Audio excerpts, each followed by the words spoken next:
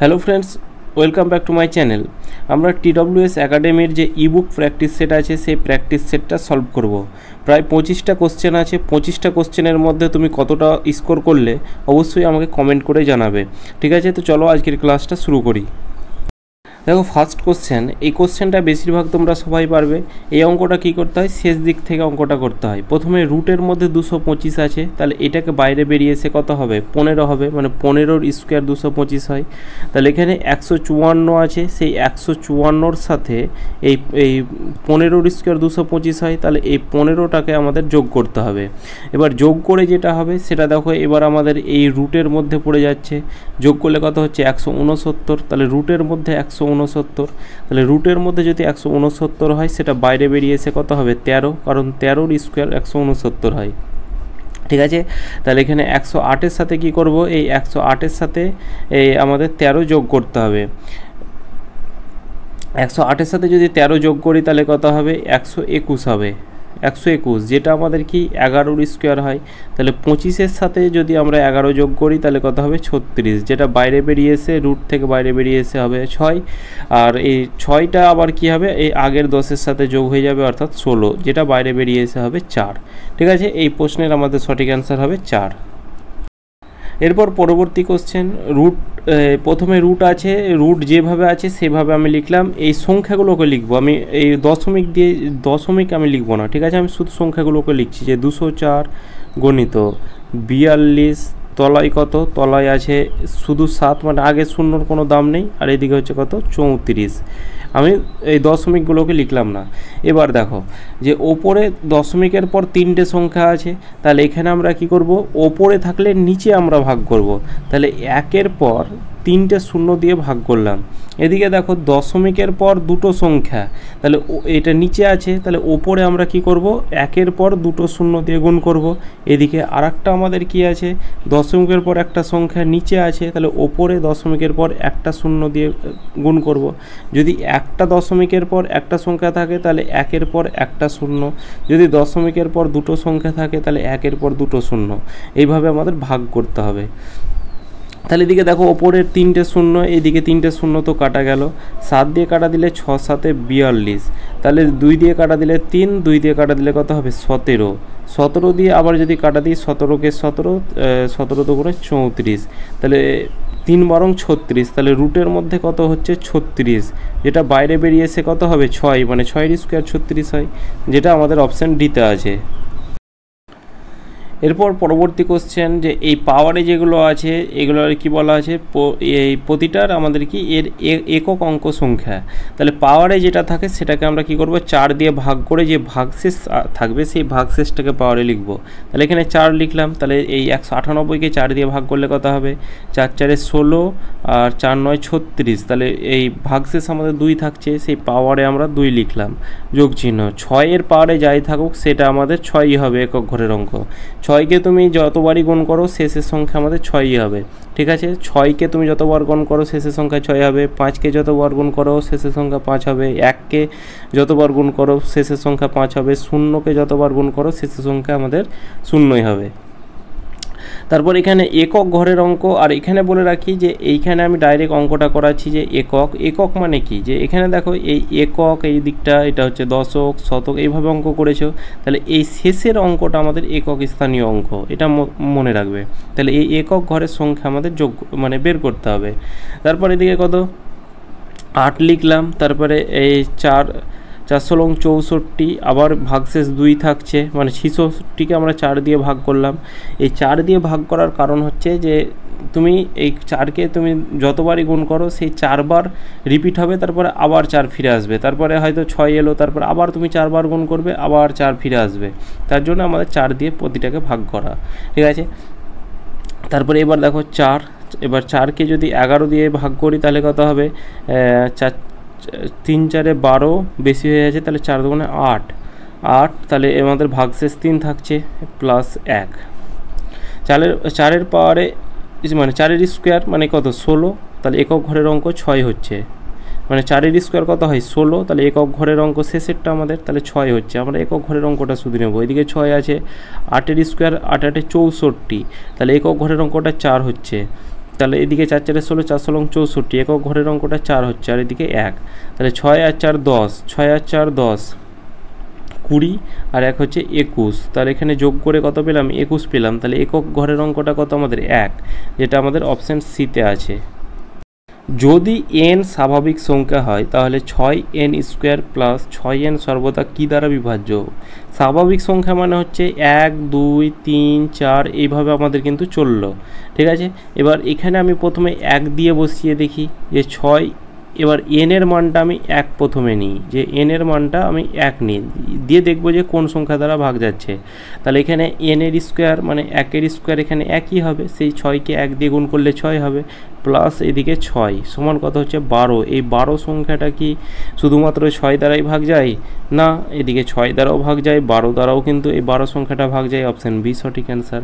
এবার তুমি এই n এর মানটা 2 ধরেও অঙ্কটা করতে পারো, যে n এর মানটা 2 ধরে, তাহলে 6n এর স্কোয়ার, 6 ইন্টু n এর স্কোয়ার মানে 2 এর স্কোয়ার কত? 4 যোগ চিহ্ন 6 ইন্টু n মানে কি 6 দুগুণে 12, তাহলে 4 6 24, আর এদিকে হচ্ছে কত? 12। এই 24 আর 12 যোগ করলে কত হয়? 36। এই 36 সংখ্যাটা সেটা 6 দ্বারাও ভাগ যাবে, আবার 12 দ্বারাও কিন্তু ভাগ যাবে। সেই তুমি এখানে যদি n এর মানটা 3 নাও, সেই একই এমন সংখ্যা আসবে, সেটা আমাদের 6 দ্বারাও ভাগ যাবে, 12 দ্বারাও কিন্তু ভাগ যাবে। দুটি সংখ্যার গুণফল 2028, তাদের গসাগু 13, তাদের গসাগু হলো 13, এ ধরনের জোড়া সংখ্যা কত? তাহলে এখানে যেটা গসাগু থাকে, যদি এখানে দুটি সংখ্যার যোগফল বলতো তাহলে আমি কি করতাম? একটাকে 13x ধরতাম, একটাকে 13y ধরতাম, কিন্তু এখানে গুণফল বলা আছে, তাহলে একটাকে 13x ধরবো আর একটাকে 13y, মানে দুটো সংখ্যা কি কি? একটা 13x আর একটা হচ্ছে 13y, ঠিক আছে। কিন্তু এখানে বলা আছে এই দুটো সংখ্যার মান কত? 2028, তাহলে এটার ভ্যালু হচ্ছে কত? 2028। তাহলে এই 13 দিয়ে কাটা দাও, 13কে 13, 5 13 65, 6 13 78, 13কে 13, 13 দুগুণে 26, তাহলে x গুণিত y এটা ইকুয়াল টু কত? এটা ইকুয়াল টু হচ্ছে 12। এবার এই কত ধরনের জোড়া সংখ্যা পাওয়া যায়? তাহলে এই x এর ভ্যালু আমরা 1 ধরলে y এর ভ্যালু আমরা 12 ধরতে পারি, এটা একটা পাওয়া যায়। তারপর 2 যদি ধরি x এর ভ্যালু, তাহলে y এর ভ্যালু কত হবে? মানে এটাকে গুণ করে আমাদের 12 আসতে হবে, তাহলে y এর ভ্যালু নিশ্চয়ই 6 আসতে হবে। যদি x এর ভ্যালু 3 ধরি, তাহলে y এর ভ্যালু 4 ধরতে হবে। তারপর 5 আবার 6 ধরলে y এর ভ্যালু 2 ধরতে হবে, কিন্তু এখানে আমরা ধরে নিয়েছি 2 আর 6, আর এরকম পাওয়া যাবে না। কিন্তু এখানে দেখো এই আমাদের দেখতে হবে এরা পরস্পর যেন ভাগ না যায়, কিন্তু এখানে 2 আর 6 পরস্পর ভাগ যাচ্ছে, তাহলে এইটা কিন্তু হবে না, তাহলে এটাকে আমরা ধরবো না। তাহলে এরকম কত জোড়া সংখ্যা পাওয়া যাবে? এইটা একটা পাওয়া যাবে যেটা পরস্পর ভাগ যায় না, আর এটা একটা পাওয়া যাবে পরস্পর যেটা ভাগ যায় না, ঠিক আছে। তাহলে এখানে আমাদের রাইট অ্যান্সার হয়ে যাবে 2, কারণ 2 জোড়া আমাদের সংখ্যা পাওয়া যাবে এরকম, মানে এটা একটা আর এটা একটা। ক্ষুদ্রতম সংখ্যা যা 7 দ্বারা হ্রাস করলে, মানে 7 বিয়োগ করলে, হ্রাস মানে বিয়োগ করলে 12 16 18 21 এবং 28 দ্বারা বিভাজ্য। তাহলে এখানে আমি এই একের ক্ষুদ্রতম সংখ্যা 1000 এইগুলো কিছু ধরে আমি কোনো কাজ করব না, ঠিক আছে। এখানে আমি সরাসরি এখানে এই মাইনাস করে দেখব, কারণ 7 মাইনাস করলে আমাদের এইটা দ্বারা কিন্তু ভাগ যেতে হবে এই সংখ্যাগুলো দ্বারা। তাহলে এখানে আমরা 7 মাইনাস করবো, আর যদি আমরা বেশিকে যাই তাহলে এইগুলোর আবার আমাদের লসাগু বের করতে হবে, অনেকটা বড় হয়ে যাবে। তাহলে এখানে 7 মাইনাস করলে কত হবে? 1001, ঠিক আছে। যে 1001 এই সংখ্যাটা দেখো এই 12 দ্বারা বিভাজ্য হতে গেলে কি করতে হয়? একবার 3 দ্বারা ভাগ হতে হয়, একবার 4 দ্বারা ভাগ হতে হয়। তো এইখানে এমন সংখ্যা আছে এই 1001, এটা কিন্তু 3 দ্বারা ভাগ যাবে না, ঠিক আছে। তাহলে পুরো সংখ্যাটাই কিন্তু আমাদের ভাগ যাবে না, তাহলে এটা আমাদের বিভাজ্য নয়। দ্বিতীয় সংখ্যাটা, এটাকে যদি আমরা 7 মাইনাস করি তাহলে কত হবে? 108 হবে, 1008 হবে। এই 1008 সংখ্যাটা দেখো এই এখানে দেখো 18 দিয়ে ভাগ হতে গেলে 9 দ্বারা ভাগ হতে হবে, 2 দ্বারা ভাগ হতে হবে। তাহলে দেখো এই 1008 মানে এটা 9 দ্বারা ভাগ যাবে, কারণ এই 3টে সংখ্যার যোগফল 9, এই 9 মানে 3টে অঙ্কে এই 4টা অঙ্কের যোগফল এই যোগ করলে 9 হবে, এই 9 দ্বারা ভাগ যাবে। এই তাহলে 1008 আমাদের 9 দ্বারা ভাগ যাবে, 3 দ্বারাও ভাগ যাবে। শেষে যদি দুটো সংখ্যা যদি 4 দ্বারা ভাগ যায় তবে পুরো সংখ্যাটা 4 দ্বারা ভাগ যাবে, তাহলে এখানে 0 আর 8 আছে, এটাও 4 দ্বারা ভাগ যাবে, ঠিক আছে। 8 দুগুণে 16, তাহলে এটা আমাদের এই 16 দিয়েও ভাগ যাবে। এবার দেখো আমি এত কিছু দেখবো না যে এত ভাগ যাবে, আমি এটা বোঝানোর জন্য জাস্ট বলছি। এইটাকে এবার আমরা একটু বিয়োগ করে দেখবো, তাহলে এদিকে কত হবে? 15, ঠিক আছে। তাহলে এখানে 1015, 1015ই তো, হ্যাঁ। এবার দেখো এটা 3 দ্বারা ভাগ যাবে কি, 3 দ্বারা ভাগের নিয়ম কি, এই ওই 4টা অঙ্কের যোগফল 5, 6 আর 1 যোগ করলে 7 হয়, যেটা আমাদের 3 দ্বারাও ভাগ যাবে না, 9 দ্বারাও ভাগ যাবে না, তাহলে এই অপশান সি হবে না। এবার এটাকে আমরা 7 দিয়ে ভাগ দেখব, তাহলে এখানে কত হবে, 1025 হবে। এটাকে 9 দ্বারা বিভাজ্যের নিয়ম করে দেখো, তাহলে এখানে 9 দ্বারা বিভাজ্যের নিয়ম, তাহলে 5, 2, 7 আর 1 যোগ করলে 8, সেটা আমাদের 9 দ্বারা ভাগ যায় না, তবে পুরো সংখ্যাটা আমাদের কোনো সংখ্যা দ্বারাই ভাগ যাবে না। তাহলে এখানে আমাদের এই একটাই সংখ্যা পেলাম, যেটা এই 3 দ্বারা ভাগ যাচ্ছে, 9 দ্বারা ভাগ যাচ্ছে, অর্থাৎ তুমি যদি 12 দ্বারাও ভাগ করো তবুও যাবে, 16 দ্বারা ভাগ করলে তবুও যাবে। সবচেয়ে বড় পরিমাপক সিলিন্ডার কত, যা 98, 182 এবং 266 লিটার ধারণ ক্ষমতার 3টি ট্যাঙ্ক সঠিকভাবে পরিমাপ করবে। মানে এই তিনটি সিলিন্ডারের যে ধারণ ক্ষমতা, এই 3টি ট্যাঙ্কে সঠিকভাবে পরিমাপ করবে, মানে সমানভাবে থাকতে হবে। সমানভাবে ভাগ মানে কি, আমাদের গসাগু বের করতে হয়। তাহলে এখানে প্রথমে আমরা কি করব, এই 98 লিখব, ঠিক আছে, 98 লিখলাম। তারপরে কত, 182 আর একটা কত আছে 266।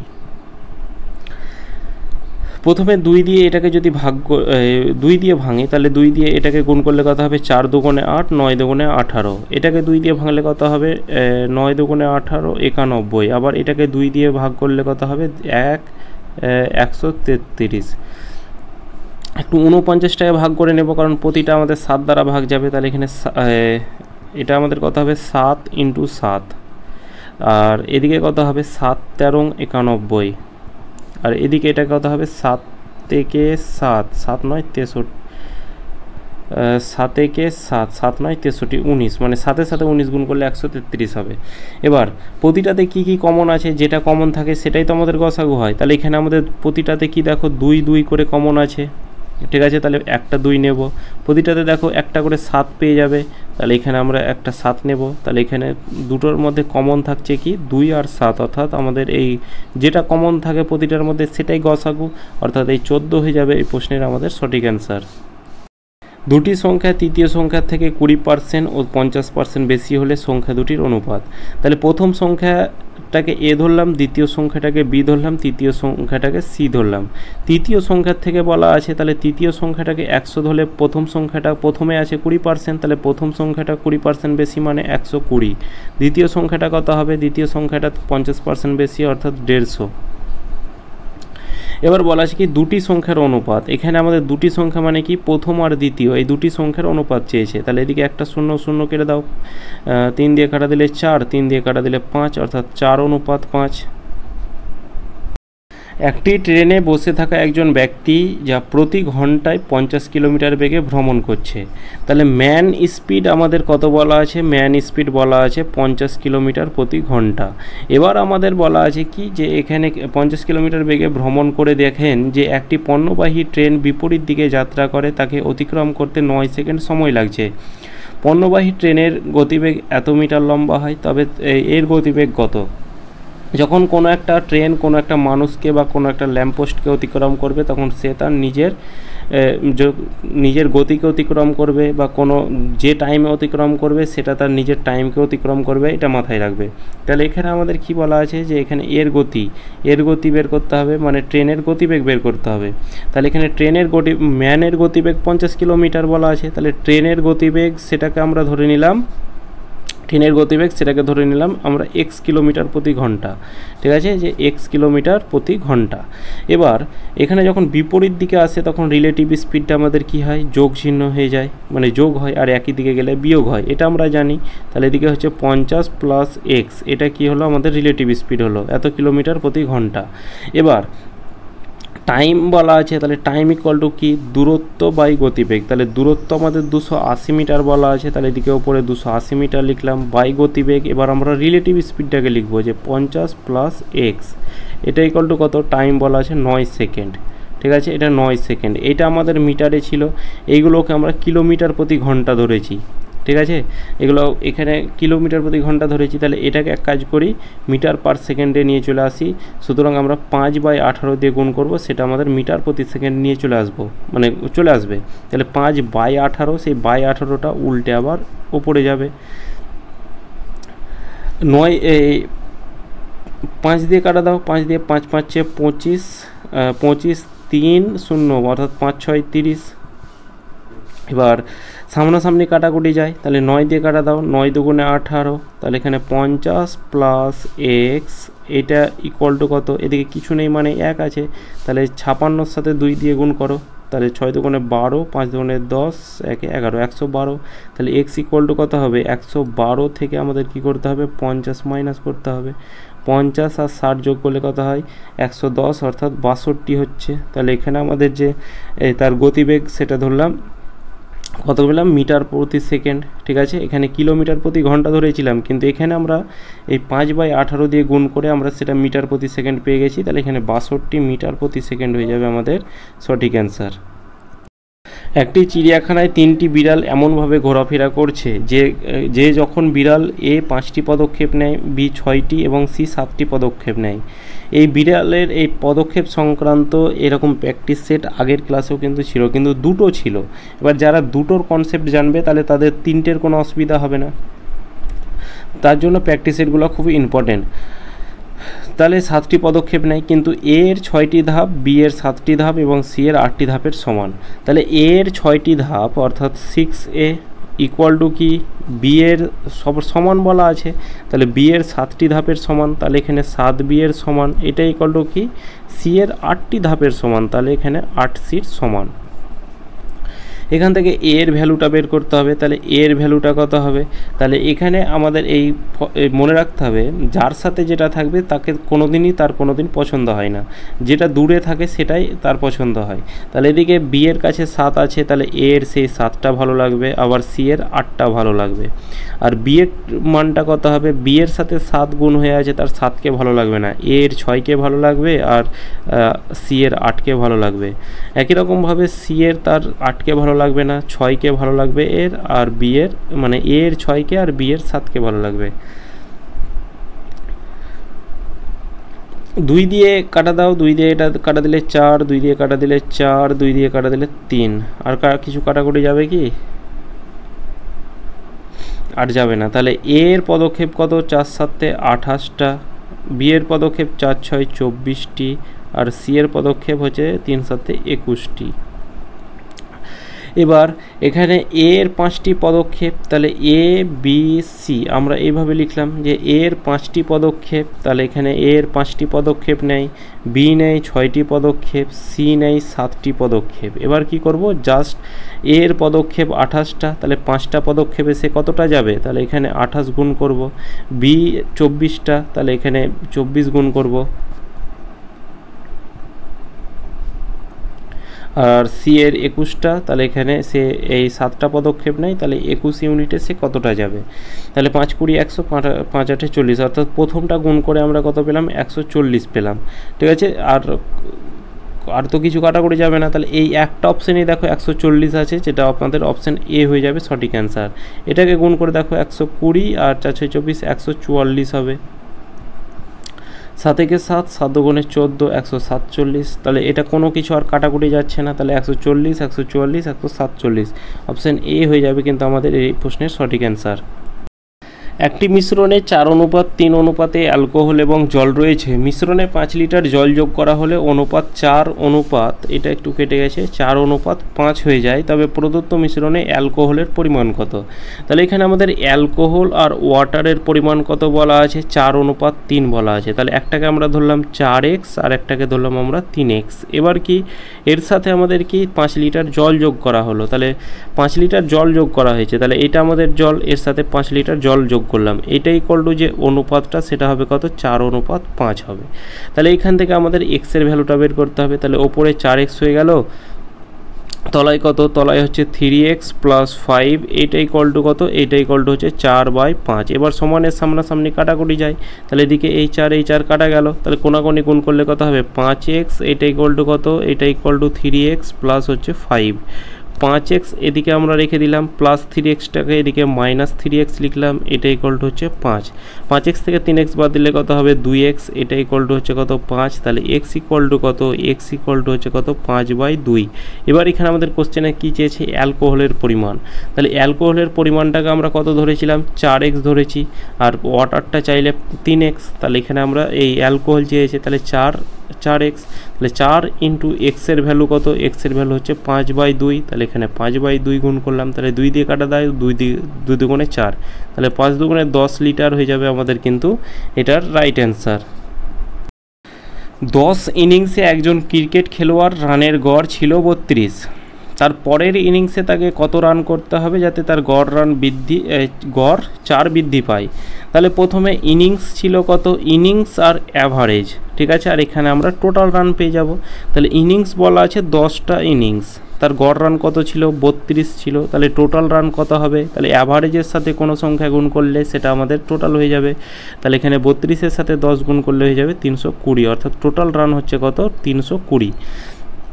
এবার পরের ইনিংস, তাহলে 10 নম্বর ইনিংস ছিল, তাহলে পরের ইনিংস নিশ্চয়ই 11 ইনিংস হবে। গড় রান কত 4 বৃদ্ধি পাবে, আগে 32 ছিল এখন হবে 36। এবার এই টোটাল রান কত হবে, তাহলে এখানে এই 36-এর সাথে 11 গুণ করলে কত হবে 6, 9, 3, 396। তাহলে কত রান করলে আমাদের এই প্রথমে 320 ছিল টোটাল রান, এখন হচ্ছে 396। এই 11তম ইনিংসে 4 বৃদ্ধি করার পর রান হচ্ছে 396।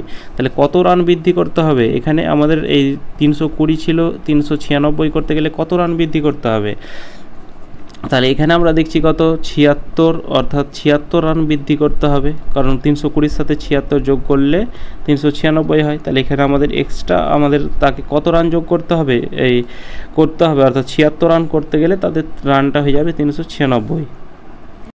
এরপর নেক্সট কোশ্চেন, একটি শ্রেণীর 15 জন শিক্ষার্থীর গড় বয়স 15 বছর, এর মধ্যে 5 জন ছাত্রের গড় বয়স 14 বছর এবং 9 জন ছাত্রের গড় বয়স 16 বছর হলে 15তম ছাত্রের বয়স কত। তাহলে এখানে 15 জন ছাত্র আছে স্টুডেন্ট, অ্যাভারেজ নম্বর কত বলা আছে 15 বলা আছে, তাহলে এখানে টোটাল নম্বর মানে টোটাল বয়স কত হবে, অর্থাৎ টোটাল এজ কত হবে, তাহলে অ্যাভারেজের সাথে কোনো সংখ্যা গুণ করলে আমরা টোটাল পেয়ে যাব। তাহলে 15-র সাথে 15 গুণ করলে কত হবে 225, এটা হবে আমাদের টোটাল এজ। 5 জন ছাত্রের গড় বয়স 14 বলা আছে, তাহলে এবার 5 জন ছাত্রের যে অ্যাভারেজ সেটা বলা আছে কত 14, তাহলে টোটাল এজ কত হবে, তাহলে টোটাল এজ 5 14 70, তাহলে এদিকে হচ্ছে 70। আর একই রকমভাবে 9 জন ছাত্রের বলা আছে কত 16 বছর গড় বয়স, তাহলে এখানে টোটাল এজ কত হবে, তাহলে এদিকে হচ্ছে 9 16 144।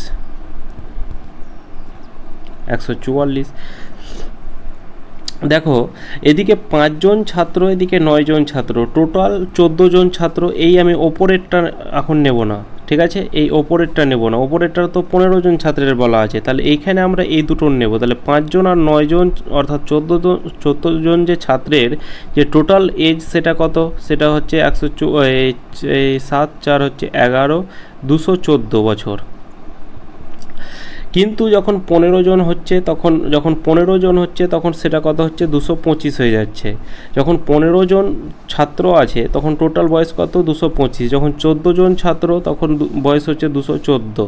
তাহলে এখানে আমাদের 15তম ছাত্রের বয়স কি করে পাবো, এই 15 থেকে 14 মাইনাস করলে একজন ছাত্র পাবো, ওই একজনের গড়টা কত, মানে একজনের যে টোটাল এজটা কত, একজনের এজটা, তাহলে এখানে 15 জনের হচ্ছে এতটা, 14 জনের এইটা, তাহলে 15 থেকে 14 যেমন এদিকে মাইনাস করলাম, তাহলে 225 থেকে 14 আমাদের মাইনাস করতে হবে, 6 আর 5 হচ্ছে 11, তাহলে এই যে একজনের যে বয়স সেটা হচ্ছে 11, কারণ এটা মাইনাস করলে কত হচ্ছে 11 বছর।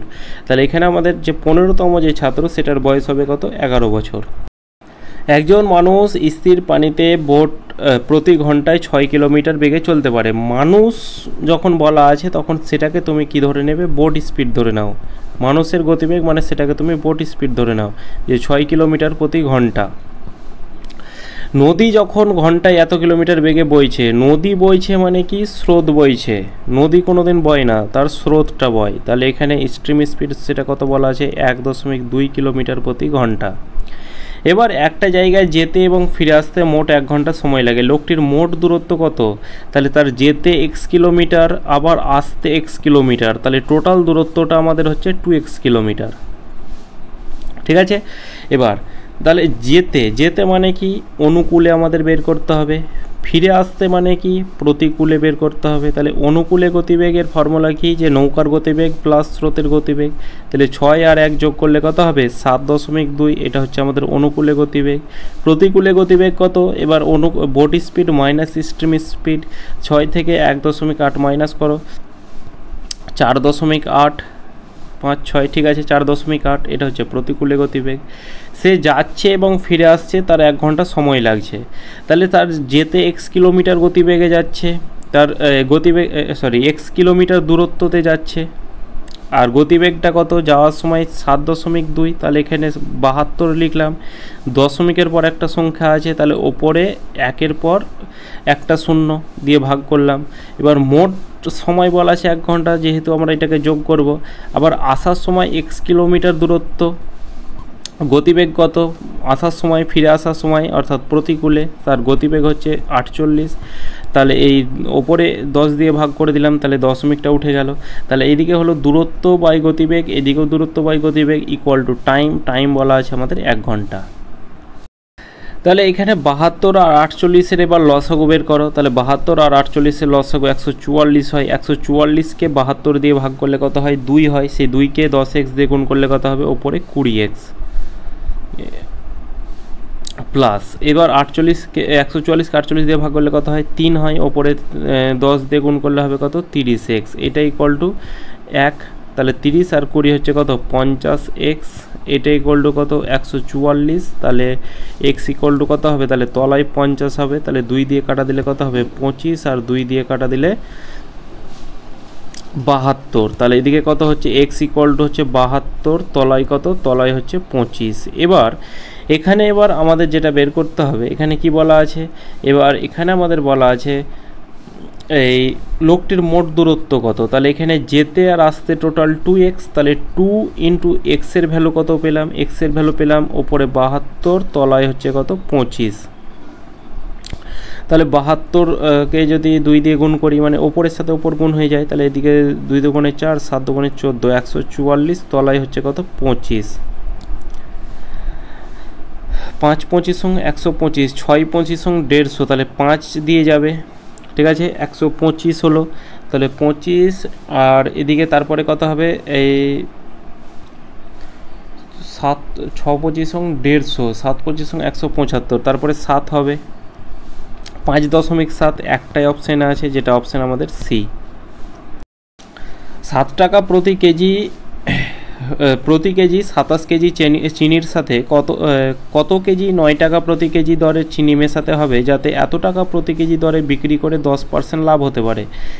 দেখো এদিকে আমাদের এখানে কি বলা আছে, এই 27 কেজি চিনির সাথে এত কেজি দরে চিনি মেশাতে হবে, মানে এইগুলো আমাদের ক্রয় মূল্য বলা আছে কিন্তু, আর এইটা দেখো আমাদের বিক্রয় মূল্য বলা আছে। তাহলে এখান থেকে আমরা ক্রয় মূল্যটা বের করব। তাহলে ক্রয় মূল্য 100 টাকা ধরলাম, তাহলে বিক্রয় মূল্য কত হবে, বিক্রয় মূল্য 10% লাভে বিক্রি করবে, অর্থাৎ 110 টাকা হবে। কিন্তু এখানে বিক্রয় মূল্য বলা আছে 9.24 টাকা প্রতি কেজি বিক্রি করছে, তাহলে এটার ভ্যালুই হচ্ছে কত 9.24। তাহলে 1 ইউনিটের ভ্যালু কত হবে, তলায় 100 হবে, তাহলে এখানে ক্রয় মূল্য 100, তাহলে 100 ইউনিটের ভ্যালু বের করো। তাহলে এদিকে আমাদের এই ওপরে দশমিকের পর কি আছে, ওপরে দশমিকের পর দুটো সংখ্যা আছে, তাহলে নিচে 1-এর পর দুটো 0 দিয়ে ভাগ করব, তাহলে এই দশমিকটা উঠে যাবে। তাহলে এদিকে 100 100 কাটা গেল, 11 দিয়ে কাটা দিলে 8 11 88, 4 11 44, 11 দিয়ে কাটা দিলে 10, তাহলে এদিকে কত হলো 8.4।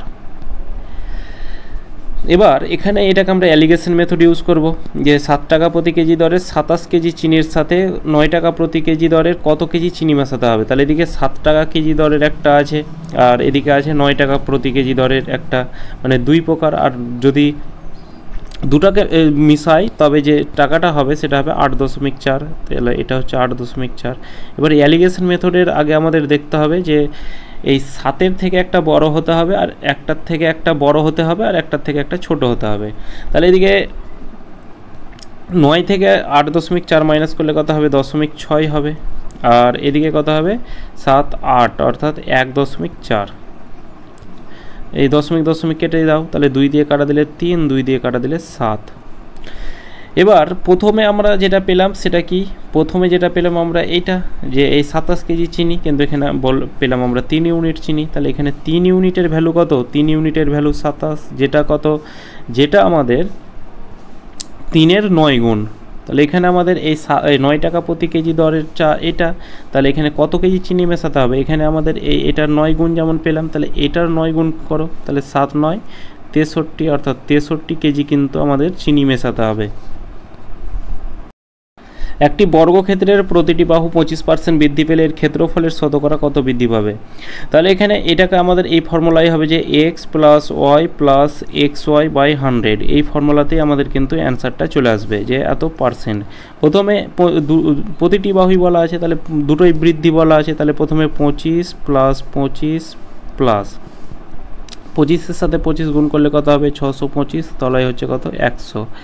তাহলে এদিকে 25 আর 25 যোগ করলে কত হবে 50 প্লাস হচ্ছে কত 6.25, তাহলে এদিকে যোগ করলে কত হবে 56.25, এটাই হয়ে যাবে আমাদের কিন্তু সঠিক অ্যান্সার। 8,000 টাকার বার্ষিক 15% চক্রবৃদ্ধি হারে 2 বছর 4 মাসের জন্য চক্রবৃদ্ধি সুদ কত। তাহলে এখানে আমাদের এই অ্যামাউন্টের ফর্মুলা আমরা কি জানি যে পি ব্র্যাকেটে 1 + r/100 ব্র্যাকেটের বাইরে n, এটা আমরা জানি, এটা হচ্ছে অ্যামাউন্ট অর্থাৎ সুদ আসলের ফর্মুলা। এটা থেকে আমরা কি করব, আসলটাকে মাইনাস করলে আমরা কি পেয়ে যাব, সুদ পাবো, অর্থাৎ এটা আমরা ইন্টারেস্ট পাবো, অর্থাৎ সিআই। ঠিক আছে, তাহলে এখানে রেট বলা আছে কত, রেট বলা আছে 15%। প্রিন্সিপাল কত বলা আছে, টাকা বলা আছে 8,000 টাকা। এখানে আমাদের রেট এই টাইম কত বলা আছে, এখানে 2 বছর বলা আছে, এইটাকে 2 বছর ধরি, আর 4 মাসটাকে বছর করতে গেলে কি করতে হয়, 12 দিয়ে ভাগ করে দিতে হয়। তাহলে 4 3 12, অর্থাৎ 1/3 বছর। এবার আমরা কি করব, এটাকে প্রথমে 2 বছর, অর্থাৎ এটাকে আমরা এটাকে এইভাবে লিখব, পি প্রথমে 8,000 টাকা আছে, তাহলে এখানে 8,000 টাকা লিখলাম। এদিকে 1 + r/100, তাহলে এদিকে 1 + r এর ভ্যালু প্রথমে যদি এখানে 15 রাখি, তাহলে কত হবে, ওপরে হবে 115, তলায় 100, আর এই n মানে প্রথমে আমরা 2 বছরটাকে নিয়ে কাজ করব, তাহলে এটার স্কোয়ার গণিত। আবার আরেকটাকে কি করব, এই আরেকটা এইভাবে লিখব 1 + r/100, আর কত বলা আছে আমাদের 15 বলা আছে, এটা /100, মানে এই পরের ধাপটা নিয়ে কাজ করব। তাহলে এই 1/3 যেটা আছে সেই r এর সাথে এটাকে আমরা গুণ করব, আর কিছু করতে হবে না, আমরা এই r এর সাথে আমরা গুণ করব। প্রথমে কি করলাম, 1 + r/100 মানে কি, এই প্রথমে এটাকে লিখলাম, এটা এখানে লিখলাম যে 100, এটাকে এটাকে যদি সলভ করো সেই 115/100 হবে। এটাকে 2 আছে প্রথমে 2 বছর নিয়ে, তাহলে এখানে 2 লিখলাম। আর একটা 1 + r/100, তাহলে 1 + r 15, এবার এই টাইমটা 1/3 আছে, শুধু রেটের সাথে 1/3টাকে গুণ করব। 3 দিয়ে কাটা দিলে দেখো এদিকে 5 হবে, তাহলে এদিকে কত, এদিকে 8,000 গণিত। 5 দিয়ে কাটা দিলে 5 × 2 = 10, 3 × 5 = 15, 5 × 20 = 100, তাহলে 23/20 তার স্কোয়ার, তাহলে এখানে 23/20 গণিত হচ্ছে কত, 23/20 গণিত। এবার এখানে কত আছে, এই 100কে 100 আর 5 যোগ করলে কত হবে, 105/100। 5 দিয়ে কাটা দিলে 21, 5 দিয়ে কাটা দিলে 20। এবার দেখো যে এই 20কে 3 বার গুণ করলে 8,000 হয়, এই 8,000 কাটা গেল। 23-এর স্কোয়ার কত, এদিকে 0 4 0 9, 3 × 6 6 × 12, অর্থাৎ এই 5 2 9, অর্থাৎ 529। এটার সাথে কি করতে হবে, আমাদের 21 গুণ করতে হবে, অর্থাৎ 3 একবার গুণ করব, একবার 7 গুণ করব। তাহলে 3 9 27, 3 9 27, আর 3 × 6 2 8, 3 5 15, আর এদিকে হচ্ছে কত 7 7 7 49, 9 হাতে থাকলো 4, 7 8 56, আর 4 60 হাতে থাকলো 6, 5 7 35, আর 6 41 হাতে থাকলো 4, 7 1 7, আর 4 হচ্ছে 11। এটা আমরা কি পেলাম, এটা আমরা অ্যামাউন্ট পেলাম। এবার অ্যামাউন্ট থেকে কি করতে হয়, এখানে মাইনাস পি, অর্থাৎ প্রিন্সিপালটাকে মাইনাস করে দিলে আমরা সুদ পেয়ে যাব, মানে এখানে আমরা সুদ আর আসল পেলাম। এই সুদ আর আসল থেকে যদি আসলটাকে মাইনাস করে দিই তবে আমরা কি পেয়ে যাব, সুদ পেয়ে যাব। তাহলে এখানে আমরা 8,000 টাকা মাইনাস করে দিই, তাহলে এটা পেয়ে যাব আমরা সিআই। তাহলে এদিকে যদি 8,000টা মাইনাস করি, তাহলে এদিকে যদি আমরা 8,000 টাকাটাকে মাইনাস করি, তাহলে এদিকে তলায় 9 চলে আসবে, 0 1 8 3 3109। এ এবং বি একটি ব্যবসায় 3:2 অনুপাতে বিনিয়োগ করে। যদি মোট লাভের 5% দাতব্য প্রতিষ্ঠানে যায় তবে এর শেয়ার হয় 855 টাকা। তাহলে মোট লাভ কত? তাহলে মোট লাভ ধরলাম 100 টাকা, তার মধ্যে 5% দাতব্য প্রতিষ্ঠানে চলে যায়, অর্থাৎ তারা দান করে দেয়। তাহলে 100 টাকার মধ্যে 5% যদি 5 টাকা দান করে দেয় তাহলে তাদের কাছে থাকে কত? 95 ইউনিট টাকা। এই টাকাটা কি 3:2 এই অনুপাতে কিন্তু তারা পাবে। টোটাল এখানে 3 আর 2 টোটাল কত ইউনিট টাকা? টোটাল এখানে আমরা পাচ্ছি 5 ইউনিট টাকা, কিন্তু এখানে পেলাম কত? 95 ইউনিট। তাহলে 5 ইউনিটের ভ্যালু হচ্ছে 95, 1 ইউনিটের ভ্যালু কত? তাহলে 95/5। এবার এখানে আমরা কি করব? এখানে এ এর শেয়ার বলা আছে, তাহলে এখানে আমরা এ এর শেয়ার কত পাচ্ছি সেটা বের করব। তাহলে 1 ইউনিটের ভ্যালু এটা পেলাম 5 19 95, তাহলে 1 ইউনিটের ভ্যালু কত পেলাম? 19 পেলাম। তাহলে এখানে এ এর শেয়ার হচ্ছে 3 ইউনিট, তাহলে 3 ইউনিটের ভ্যালু কত হবে? তাহলে 3 × 19, এটা হচ্ছে আমাদের এ এর ভ্যালু, এ এর শেয়ার। কিন্তু এখানে বলা আছে না ভাই 855, তাহলে এখানে এই 3 × এই 19-এর ভ্যালু কত? এই হচ্ছে 855। 3 দিয়ে কাটা দাও, 3 2 6, 3 8 24 আর 1 3 5 15। 19কে 19 9 50 আর 5 9 45 95, তাহলে এদিকে হচ্ছে 15, 19 দিয়ে কাটা দিলে তাহলে 1 ইউনিটের ভ্যালু কত পেলাম? 15 পেলাম। এবার এখানে টোটাল প্রফিট আমরা 100 ধরেছিলাম, তাহলে এই 100 ইউনিটের ভ্যালু কত হবে? তাহলে 15 গণিত কত হবে? 100 সমান হচ্ছে 1500 টাকা হয়ে যাবে, কিন্তু এটা আমাদের সঠিক অ্যান্সার। 2 প্রার্থীর মধ্যে একটি নির্বাচনে একজন মোট বৈধ ভোটের 55% পেয়েছেন এবং 20% ভোট অবৈধ। মোট ভোটের সংখ্যা 7500 হলে অন্য প্রার্থী যে বৈধ ভোট পেয়েছেন তার সংখ্যা কত? তাহলে টোটাল ভোট সেটা কত আছে? 7500 আছে, ঠিক আছে, যে টোটাল ভোট হচ্ছে 7500, তার মধ্যে অবৈধ ভোট হচ্ছে 20%, তাহলে বৈধ ভোট কত? নিশ্চয়ই 80%, বাকিটা তাহলে 80% হচ্ছে বৈধ ভোট, তাহলে এটা আমরা পেলাম কি? বৈধ ভোট। তাহলে এদিকে দুটো শূন্য কাটা গেল, তাহলে এদিকে 0 5 8 40 0, এদিকে 7 8 56, অর্থাৎ 6000। এই 6000 কি? এটা আমাদের বৈধ ভোট। এটা টোটাল ভোটারের 20% অবৈধ ভোট বলা আছে, তাহলে বৈধ ভোট বাকিটা, তাহলে এখানে 6000 হচ্ছে আমাদের বৈধ ভোট। এবার মোট বৈধ ভোটের 55% একজন পেয়েছে, তাহলে অন্যটা কত পেয়েছে? তাহলে একজন মোট বৈধ ভোটের 55% পেয়েছে। সবসময় পার্সেন্টেজের অঙ্ক আমাদের 100 থেকে করতে হয়, তাহলে একজন যদি 55% পায় তাহলে বাকিজন কত পাবে? অন্য বৈধ ভোট পেয়েছে নিশ্চয়ই 45%, তবেই তো এই দুটোকে যোগ করে 100% হবে।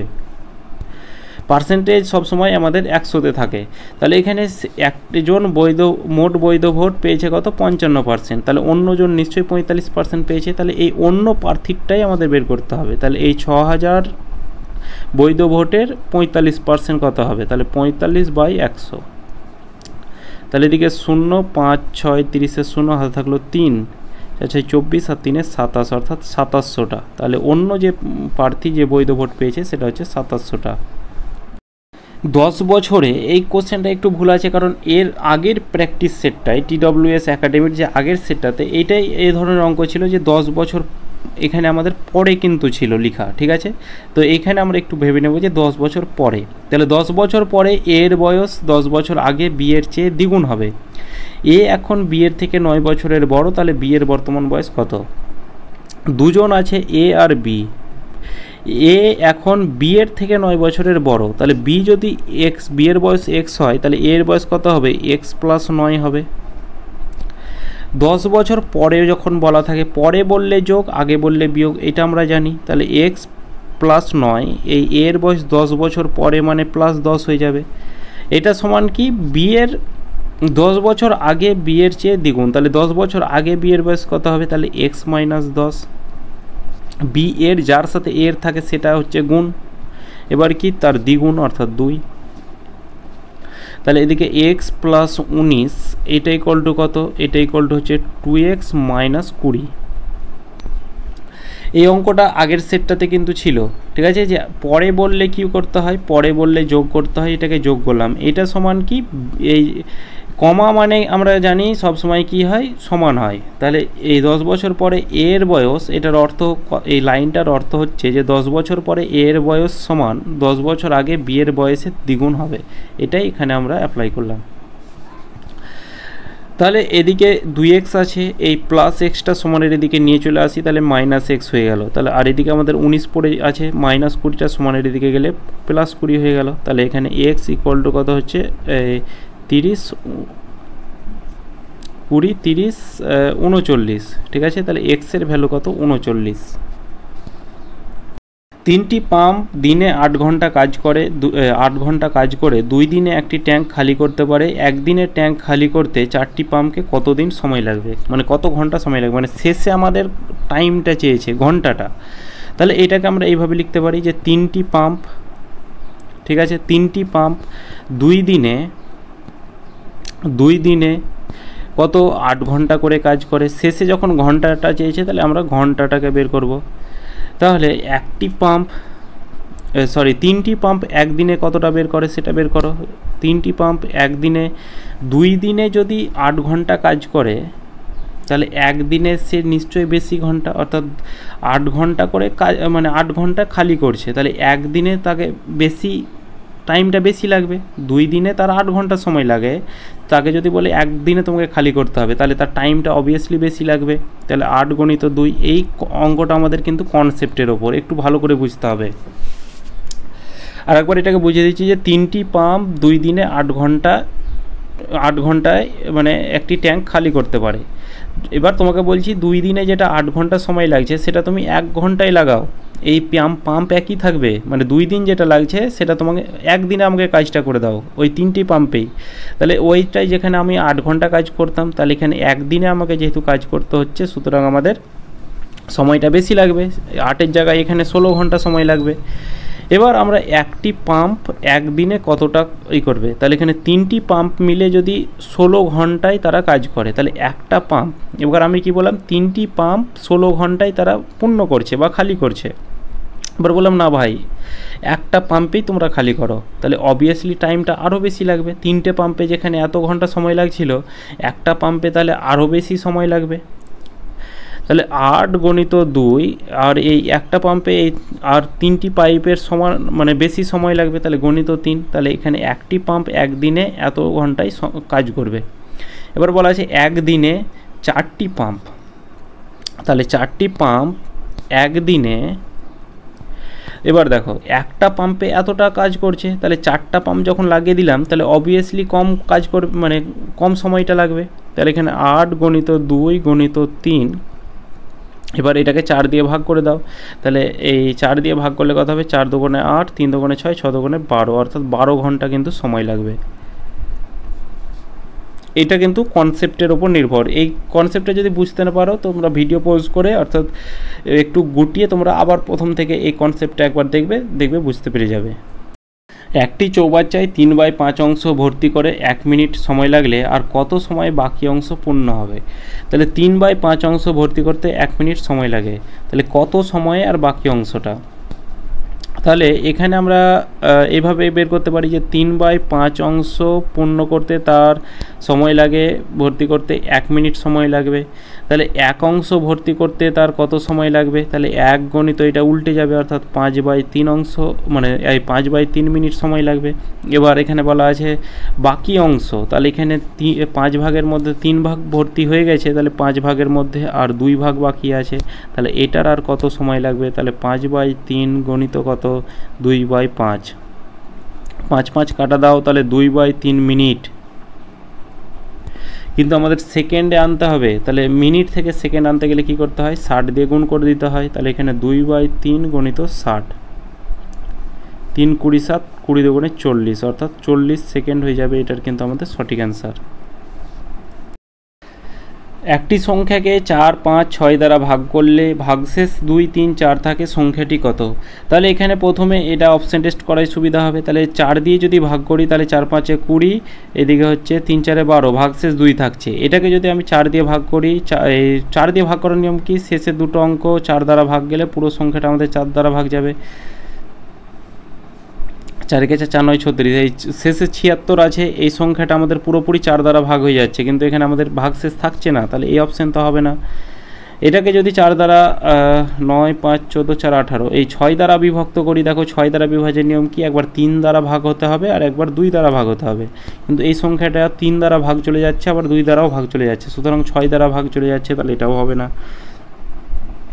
এটাও একই রকমভাবে দেখো এই 9 আর 1 10 1 18, অর্থাৎ এই 6 দ্বারা ভাগের নিয়ম কি, 3 দ্বারা ভাগ হতে হবে 2 দ্বারা, এটাও দেখো 3 দ্বারা আর 2 দ্বারা ভাগ হয়ে যাচ্ছে, এটারও ভাগশেষ থাকছে না, তাহলে এটাই আমাদের একটাই অপশান পড়ে আছে, অর্থাৎ অপশান এ হয়ে যাবে সঠিক অ্যান্সার।